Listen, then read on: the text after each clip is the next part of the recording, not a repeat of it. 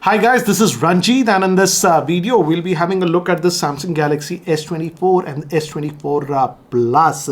Actually, I've been using the S24 with my primary SIM for almost the last 5 days. I really wanted to actually test out these devices before posting even my initial video, because these devices now come with the new Exynos 2400 SoC, and I was also very curious. So let's see what do I feel about this. And anyways guys, this is the S24 Plus, but again I feel the Galaxy S24 might be the more important device, because generally in India, at least in India, we are not getting flagship Android smartphones that are on the compact size, and this is a rarity with this one. The S24 is fairly compact. Let me show you. I've already used the device, but I've just packed it to show you what comes inside the box. Not that much. We just get this device itself, and this here we just have a USB cable. That is a Type-C to Type-C cable in this one, and your SIM ejector tool and some paperwork. So that's what we get in the box. So let me keep that to the side. Here is the device itself. As I've told you already, I've been actually using, but just this is how it comes. Just peel it off, and yeah, now it's there. Okay, this also is having an ultrasonic fingerprint scanner, and it's actually very reliable. If you know, the ultrasonic fingerprint scanners are very reliable. So that's what it is, and I like the size of this one. Though it's a very compact phone, as you can see, it easily fits in your hand.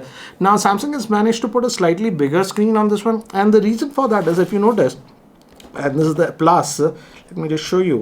Now the bezels are very narrow and symmetrical. Hence, though the size is same as the S23, the S23 had a 6.1-inch screen, whereas this is having a 6.2-inch screen. Again, the screen quality is very good. In fact, I would say this screen is slightly improved. Again, it's a LTPO screen, so can go from that 1 Hz to 120 Hz, and now the brightness definitely has got a boost on this one. These also actually have that 2600 peak brightness, so in outdoor situation definitely it does make a difference.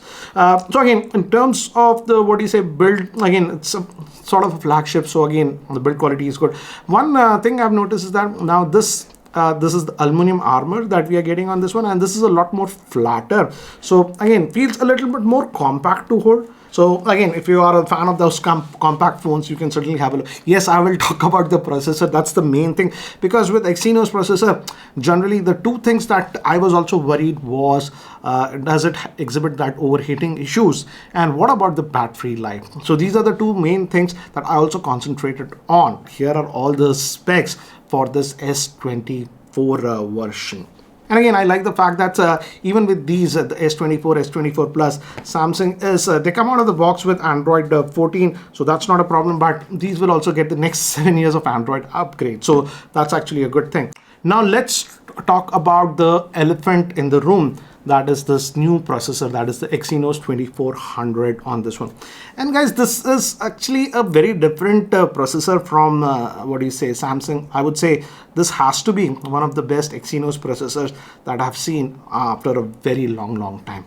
The main issue that we always had with Exynos SoCs was that heating issues. I'm happy to say that in regular usage, I did not have that any over excessive heating or anything like that. That way, I would say they have actually tuned it well. And in fact, Samsung also claims that this one, actually, both the devices actually have a larger vapor cooling chamber that's almost 1.6 times bigger than the earlier versions used. So that general heating that we used to exhibit, we used to get when we were using the devices, that's no longer there. The only place where I noticed that it was getting slightly warm when I was using the camera, but that is the normal thing with almost any smartphone out there. So that general heating that we used to expect, we used to get with the Exynos SoC, I think so that is sort of solved with this one. In fact, that also reflects in the battery life that I'm getting, and I was skeptical about the battery life on this one. That's why it took a little bit more time to actually produce this videos. In fact, the battery life actually surprised me. Let me actually show you. I have saved some screenshots. I have to go to the screenshots, for example, camera, the screenshots. Okay, let me just show you the battery stats. And okay, this is the last day. This is on 29th. Just today morning, I kept it on charge, as you can see, and I had charged it on 27th afternoon. So it lasted almost 2 days on that charge. And the screen on time that I got that day, about 1.5 hours out of this 3.5 hours, 2 hours I had used it before the charging. So you could say about 1.5 hours here. And the next day it used 63% and I got 5 hours 19 minutes. So if you add that 1.5 hours to that, roughly 6.5 hours. And here again about 13-14 minutes. So about 6 hours 45 minutes or something like that. And again, standby time is almost too close to about 2 days. Again, this is with single SIM, not two. And this day, this outdoor day, this day I was actually most of the day outside and I was on 5G. And 5G reception is also actually good. I'll show you some of the stats. So battery life, which was a big concern with Exynos SoC, I think so that is also solved on that. So easily I would say you can expect real world usage expectations anywhere from 5.5 hours of screen on time to almost 6.5 hours screen on time with over a day of usage. So I would say in terms of battery life, they have done a very good job considering the size of the battery that this one has. This one is having a 4000 milliamp hour battery, and for that I would say the battery life is good. If you want even better battery life, then I would suggest the S24 Plus with you, because this one physically has a bigger battery. That's a 4900 milliamp hour battery, and on this one I would say you can expect anywhere the battery life from about 7 hours of screen on time to about 9 hours of screen on time, and a standby of about 1.5 days. So I would definitely say Samsung has come a long way in terms of these Exynos 2400 SoC that is used on this one. The big problems that we used to have, that is the heating issue and also the battery life, because of the heat. If it's heating, it's actually indirectly consuming a lot more battery. Those have been actually solved. And in day-to-day usage, I did not have any issues with this one. Though this base version of the S24 comes with 8 gigabytes of RAM. I was actually using this a lot more than the Plus because I feel many users might gravitate towards this one. So that way I would say in terms of processor, finally I would say Samsung has solved that heating issues and that battery life issues. I also actually ran some benchmarks. I'm not a big believer in benchmarks and stuff like that because I feel real world experience is very, very important. Again, I also ran some, as I've told you, 5G test. Some of you have told me to do it. How's the modem and reception? And the modem and reception is fine on this. I did take a lot of cellular calls. I did not have a problem. And for example, let me just show you the results. This one I did on the first one, as you can see, I did it on 5G, and download speed I got a 619 and upload was 138. So again, the 5G reception also that I'm getting on this device is actually pretty good. And cellular reception, again, no issues, no proximity sensor issues or anything. It's pretty loud and clear. In fact, let me just show you the speakers also on the smaller one. I'll show you. I'm going to increase the volume, guys. So this is the maximum volume.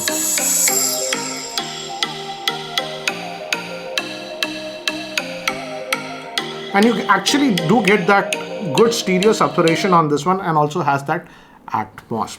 Again, as I've told you guys, I'm not a big believer in benchmarks, but let me actually show you. And I compared the benchmarks with its elder brother, that's the Ultra.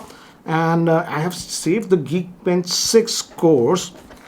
And let me just show you. Let's go to the gallery. And here, as you can see, this is the S24 Plus, and for single core we got a score of 2145, whereas on the Ultra it was 2240. So yes, slightly better, but not a huge drastic difference, I would say.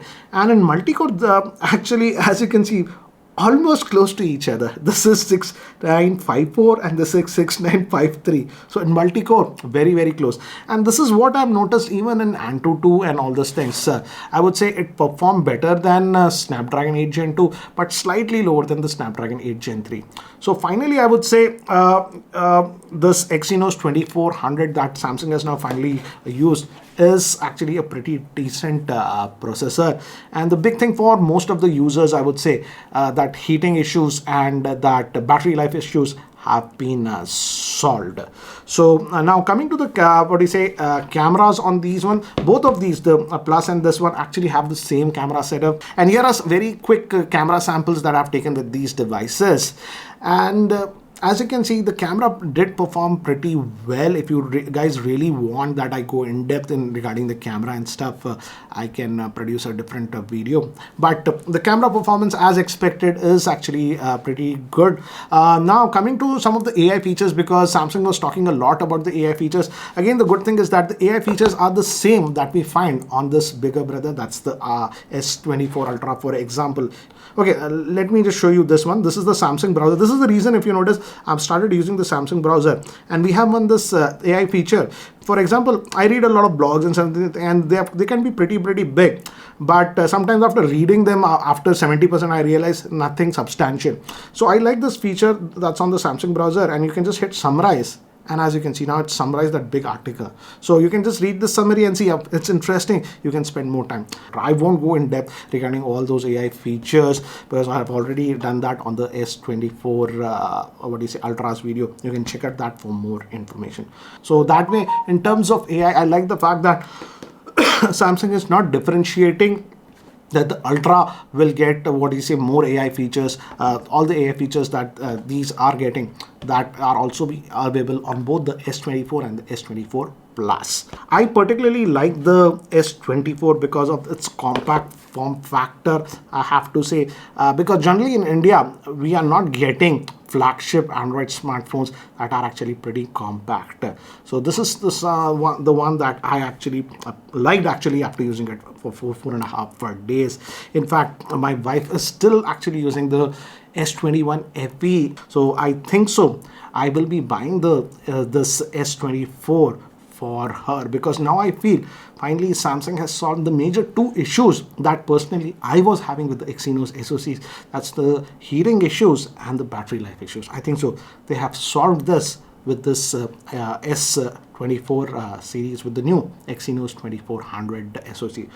The new GPU on this one is with the collaboration with AMD, that is using the AMD Eclipse GPU. And in fact, in gaming, if a game actually supports ray tracing, these actually the GPU actually do a far better job, I would say. So again, I'm not a big hardcore gamer, as you guys know. If you want to know more about gaming and stuff, check some other channels. And again, it's January here in Hyderabad, and again, yes, the ambient temperatures are not very cold like northern India.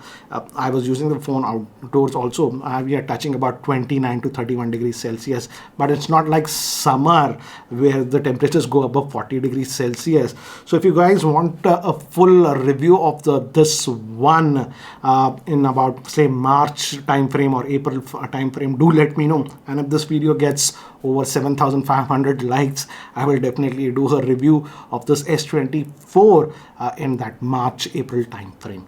But overall, I would say the Samsung has done a great job now finally with the Exynos 2400 SoCs, and I don't have major reservations as of now recommending the S24 series to my friends and family members. Again guys, I was checking the Samsung's India website, and there's still some pre-order offers and discounts running on these devices, so you can get discounts anywhere from 10 to 13,000.